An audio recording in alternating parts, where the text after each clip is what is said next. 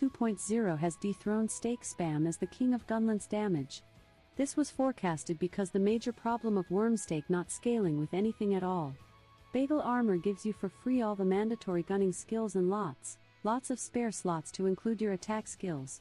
The new Gunlances aren't a huge improvement from the existing ones.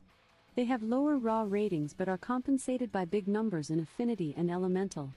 In the end you have a net improvement.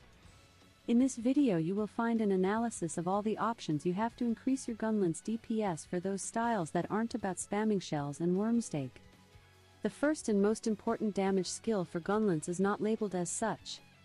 You will totally want one skill to handle sharpness since both normal and wide spend a lot of it in short amounts of time. A lot of Gunlances come with a bit of white or blue or can achieve it with a couple points of Handicraft. Blue sharpness is a 14% raw increase over green and white is a 25% also over green. Let's sink this down. A green weapon with some Handicraft turning it white will get the same effective raw than having 100% affinity without any condition like hitting a weak point. Note how I'm avoiding to say damage increases.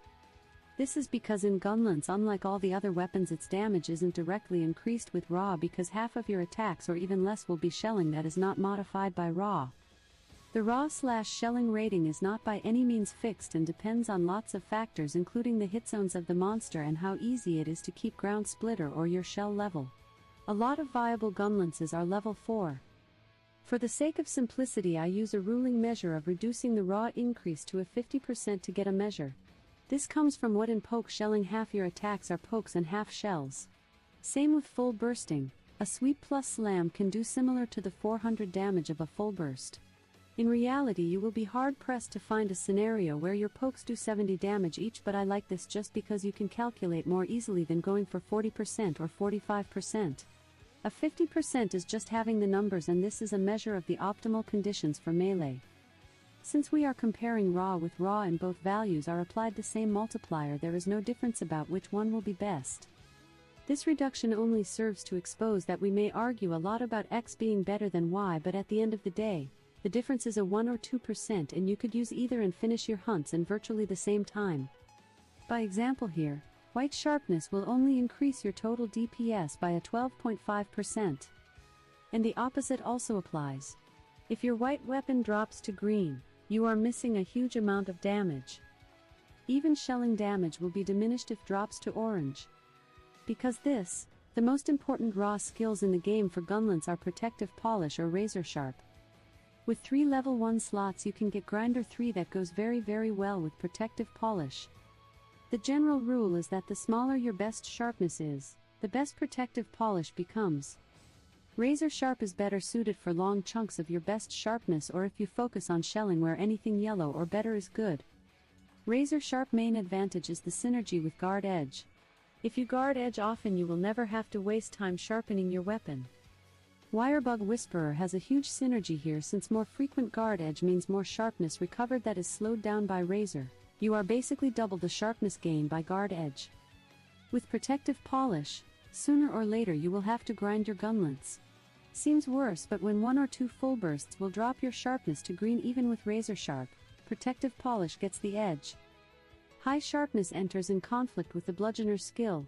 Bludgeoner only gives you a 5% DPS increase. I will apply the 50% discount to raw attack from now on, for 3 skill points. The only place where it makes sense to use is if your weapon has not natural blue sharpness. If it has a little bit, then avoid it at any cost and use Protective Polish instead. After sharpness, the second biggest damage increase you will get is Weakness Exploit with a 6.25% damage increase in weapons with 0 starting affinity. That is almost always the case. Of course this requires you to hit high value hit zones, but that is a big no requirement because if you are doing melee, you are hitting these. I would also like to talk about Mind's Eye 30% extra attack being the opposite of Weakness Exploit. Most Apex and Elder Dragon only trigger Weakness Exploit in the head with a 50 hit zone. If you use Mind Eye in a 40 hit zone, then it gets bumped to a 52 hit zone. Basically can make hitting a leg better than hitting the head and makes hitting anything else better. Mind's Eye is a perfect match for Gunlance fixed damage. Attack boost 7 damage increase is relative to the weapon but is always around the 7 to 8% DPS increase. critical I7 is only a 5% by itself. The cost of 7 skill points is deceitful because armor always comes with 2 or 3 points of these they are worth when you get them through armor and utter trash as decorations. Don't waste your decorations here beyond the final 1 or 2 points that offer the biggest increase. By example, the Kaiser Helm comes with critical I3 and critical boost 1. These are a nice capstone to Reikna Gunlance that has 75% affinity with weakness exploit. Critical boost is a 6% when you have a 100% chance to critical hit. It is only a 3% at 50%. 90% affinity is a good point to stop investing skills at all. Gunlance has a low rate of attack. You more or less will do like 20 pokes in a minute. A 90% means that only 1 or 2 pokes will not crit. Assuming they do like 30 less damage each, is like 60 lost damage every minute. That is less than a shell damage. Even if you poke 30 times, the difference would be under 100 damage. And finally, there is offensive guard being a 7.5% but with an activation requirement. You only can trigger offensive guard in a meaningful way with guard reload and guard edge. You aren't getting that bonus all the time and do nothing to Wormstake then is the common follow-up from a guard edge. So its effective DPS increase a little lower. The only raw attack skills are conditional skills are Agitator, Heroics, Latent Power, Maximum Might, Peak Performance and Counter Strike. It is hard to evaluate their usefulness in a vacuum. I have certain fondness of Counter-Strike because of the easy activation and great power and low raw gunlances. In a 170 gunlance is a 7% DPS increase and getting hit is not a big deal with enough defense and firewall. The duration is also extensive. All these like offensive guard are good capstone skills after you got your sharpness and weakness exploit going and you only have 3 slots to fill. Elemental damage's biggest draw is that it is not affected by the attack movement. Pokes in Gunlance are notoriously bad, absolutely terrible with 24 megavolts. This is intended because the poke shell mechanic that basically adds your shelling damage to your pokes for free when you master the timing. Because this, every single point of raw you use to poke gets divided 2 times. In a 60% hit zone that is the best you normally find. Each raw point is only a 14% while element only gets affected by the element hit zone.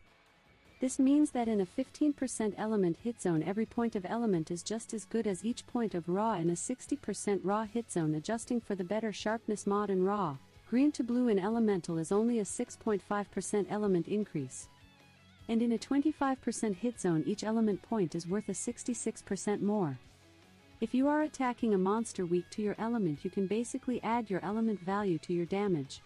A 160 raw weapon with 50 elements suddenly becomes equivalent to a 210 raw weapon. Note that you should only do this after you have included affinity and critical damage with your effective raw because elemental damage can't crit without the skill. Elemental attack skill advantage is that they use level 1 slots and you can get plenty of those easily. 5 points increases your elemental damage by 20%. It is almost free extra damage, don't make it go to waste. Finally, I should talk about the stacking. Affinity increases are always additive. 50% from weakness exploit and 40% from crit IR 90%. Attack is also additive. And everything else is multiplicative with every other bonus. In general you want multiplicative bonuses because they all improve each other and the best your weapon is, the more damage they increase. For example, weakness exploit combined with offensive guard will give you almost a 14.2% DPS increase that is far better than the 11.25% that would be weakness exploit plus critical eye. Putting all this together, the damage priority goes. First priority, should be always picked if possible. Green to white. 12.5% average damage increase. Cost 5 to 7 skill points. Green to blue, 7% average damage increase. Cost 4 to 6 skill points. Weakness exploit, 6.25% average damage increase. 3 skill points. Second priority, safe constant reliable damage if can be activated. Attack boost, 7 to 8% average damage increase. Costs 7 points. Critical eye, up to 5% average damage increase. Costs 7 points. Bludgeoner, 5% average damage increase. Costs 3 points. Incompatible with blue sharpness or better. Critical boost, from 3 to 6% average damage increase. Only pick it if you have close to 100% affinity. The high conditional skills. They have a great impact in combat if you can keep them in use. Offensive guard, 7.5% average damage increase. Cost 3. Counter strike, from 5 to 7% average damage increase. Cost 3. Mind's Eye, 15% average damage increase but only in 44 or less hit zones. Costs 3 points. Incompatible with weakness exploit. You are also giving up the highest damage possible using this. Peak performance, agitator, latent power, etc. damage increases from 5 to 9% but with annoying conditions to meet. Usually only taken when they are free in an armor or charm. With this in mind, your first 6 points in any build will be protective polish or razor sharp and weakness exploit or mind eye depending if the monster's hit zone are good or not. Then, you should see if you can add some handicraft to reach white or blue. If you are staying in green, add Bludgeoner. And finally go for one of critical eye plus critical boost or offensive guard or counter strike. And I doubt you will have by now any more spare room for more damage without the additive effects watering it down. At that point, you are going to get more damage from Wirebug Whisperer allowing you to guard edge into Wormstake more or guard removing the pushback of some attacks. The continuation of this video will be the list of armor worth crafting given the current situation in Update 2.0. Remember to subscribe if you want to know when I have this content out. Thanks for watching all of you. Any question in the comments? See ya.